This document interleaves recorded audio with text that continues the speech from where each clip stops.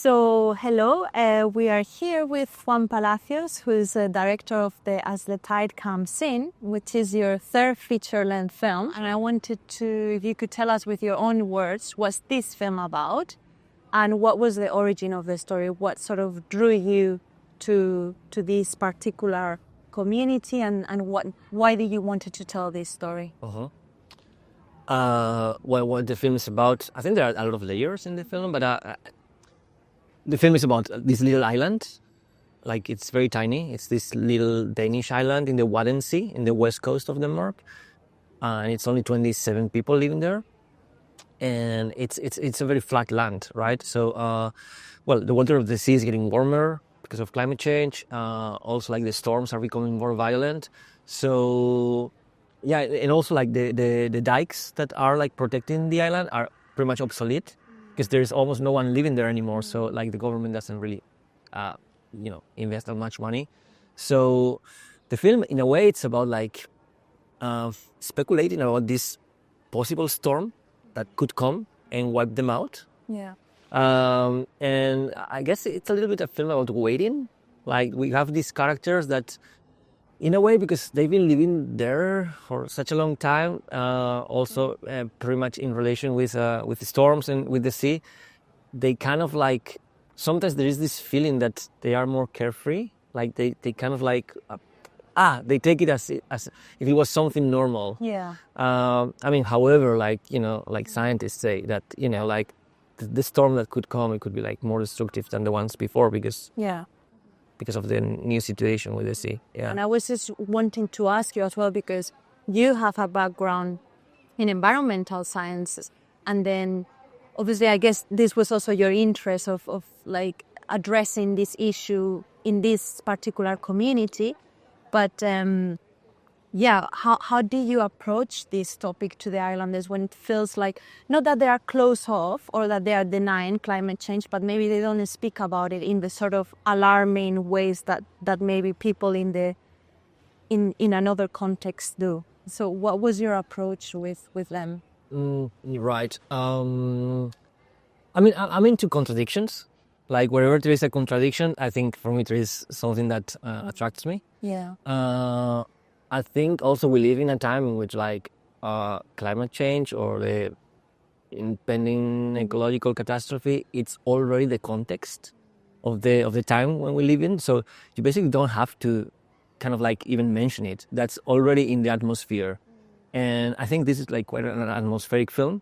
And I'm like into this kind of like this kind of sensation that almost everyone knows that something is coming, right? But we kind of like look a little bit the other way sometimes. And I think the islanders on Mandø are a little bit like that. They know, like, they know they're at risk. Like, even like Gregas acknowledges that, and he knows that the dikes are old. But at the same time, I think maybe because sometimes they might feel a little bit powerless because there's not much they can do about it. Yeah. So maybe they prefer like looking the other way. Mm-hmm.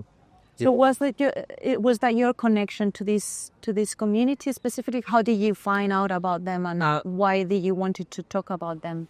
So the project started like Andreas Dasgaard, he's the main producer at Elk, at the production company that produced the film. He went on a visit to this island on his own, like a particular on a summer vacation, and he really liked the peculiarities of the reality of the island, and he thought that there might be a film here, and then he proposed me to direct this film. So that's how it began. Like, it wasn't something like, unlike my previous films. Mm-hmm. This wasn't a film that came from me. It was like proposed to me. But I mean, it was like, the main idea was like to make a film about this island. Then I had to figure out all the approach, and there was also a lot of writing involved, actually. But that's quite interesting as well, because like one of the, for me, amazing things about this film is the intimacy that you build with the characters, and knowing that you are not from that community, and that it was not your sort of first impulse to do this story. is even much more striking that you actually managed to this great deal of intimacy with the islanders, and particularly with Gregors, who is the main character and is the last farmer in the island. Yeah. So how long did it take you to build this trust with them? How was for you in terms of how easy and challenging was for you to position yourself as a sort of outsider in this close-knit community? And how did you navigate those challenges as well of like showing a story of someone else from an outside, like, you know, from an outsider perspective? But as I said, you manage that intimacy. So if you can tell us a bit about this. Yeah, honestly, like it was so much work. I think like big part of the work, like the main part of the work was actually creating the right conditions for us to film. It was like, because we didn't film that much. There is not that much material.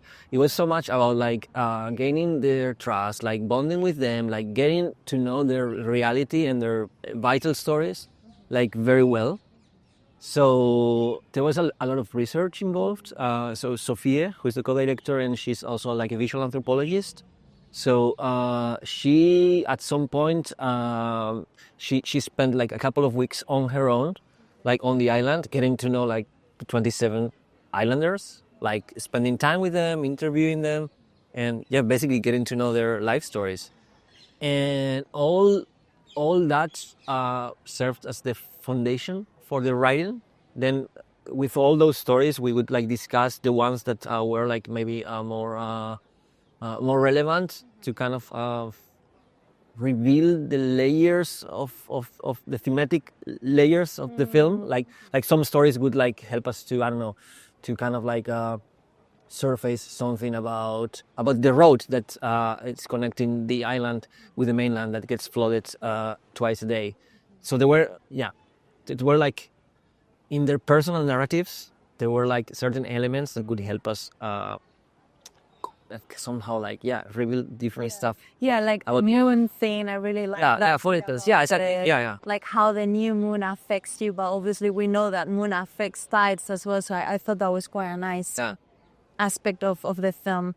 And obviously you also managed to get a lot of humor out of their everyday lives, which I thought that was also really good for like a topic that sometimes can feel a bit, you know, gloom and doom, climate change. And I appreciate that as a spectator, but it's lighthearted, but it's still very, very much deep because we're seeing how it's affecting human lives. Right. And so you touch a bit on the process and the fact that you did a bit of writing, and your previous work or your work is also in experimental video, in visual diary, film essays. So you are quite a comprehensive artist, whereas this is more like an observational document that you said that you've done some writing. So can you tell us a bit about that? Like how was the process of making this document? You said there was some research. And then did you use that research to write a story? How did you choose Gregors? Was that obvious from the beginning that you wanted to focus the story from the farmer's perspective? Well, a lot of questions. Yeah, no, that's okay. I think regarding Gregors, again, like there's something about the contradiction that he really embodies. On one hand, like so first of all, he's one of the most active characters on the island, so it kind of made sense to follow his life. Also, he's the youngest on the island, even though he's 45 or something. But if there is any future for the island, he might be the future. So that we found that interesting. Also, him being the last farmer, but there was also something about his attitude that I found like very interesting. He's like very self-sufficient. So he's an island in itself, right? Like there's some and then there is also like this. He kind of has this kind of like love-hate relationship with the place, because on one hand, like, I mean, his whole identity is based on the island, on being an islander. But at the same time, as it is shown in the film, also when he was younger, he wanted to leave. And in the end, like being a farmer is something that he inherited from his parents. and maybe it's not something that he really wanted. So in a way, like, yeah, it's part of his identity, the island, but at the same time, it's like a little bit of a burden. So there is this contradiction that I found interesting. And also, I think the fact that he's a hunter, for me, there is something about hunters that it's incredible, because Gregas is such a knowledgeable person. He knows so much about the island and about all the animals that live there. He actually loves all those animals. Like when he talks about them, you can tell the kind of like tenderness. He really knows those birds. But then he also hunts for them. And for me, that's like a very strange contradiction that I find I found appealing.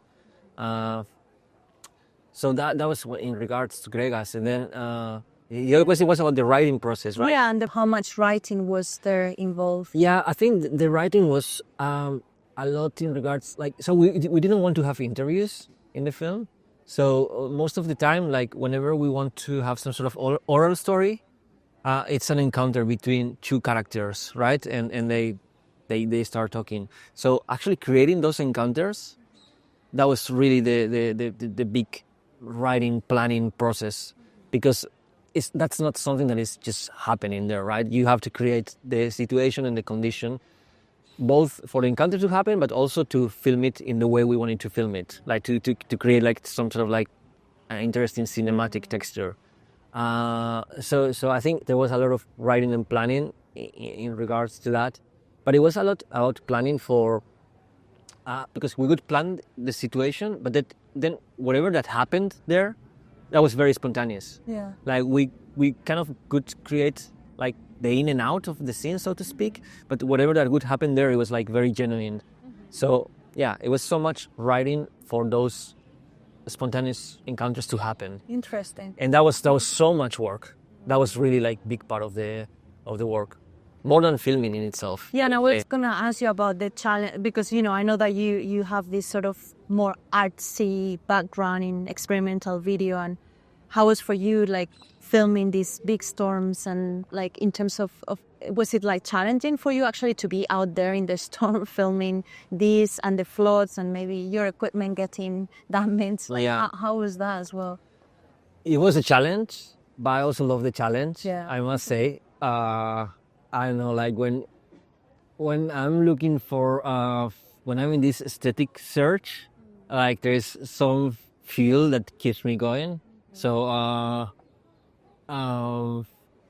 yeah, I mean, like Your equipment is still in one piece. I think it was insurance. So my last question is just because, as you said before, we live in climate change. This is our current context. What can we learn from the people in this island? What can we learn from them? yeah, that's In your view? Yeah, I mean, there is certainly something about like, I mean, they kind of like have this idea of like that everything is changing all the time.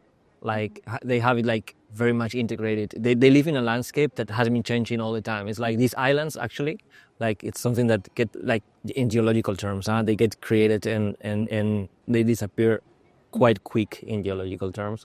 And it's also like an island that has been changing a lot. They overcame like different floodings. So I know maybe there's something about like dealing with the forces. Yeah, the resilience. Yeah. I think there is, and maybe not fearing it, but like maybe learning to live with it. I don't know. That's something I kind of came with that feeling from the film. Totally. Certainly, I'm not like in the film. I don't think I'm trying to encode a message, but it's like I think this is like something that people are going to read when they watch the film. I just want to say, just to finish, that thank you for your film. Congratulations. I think it's really good portrayal of this community and very immersive. And I wish you all the best with the film. Thank you so much. Yeah. Thank you so much for your time.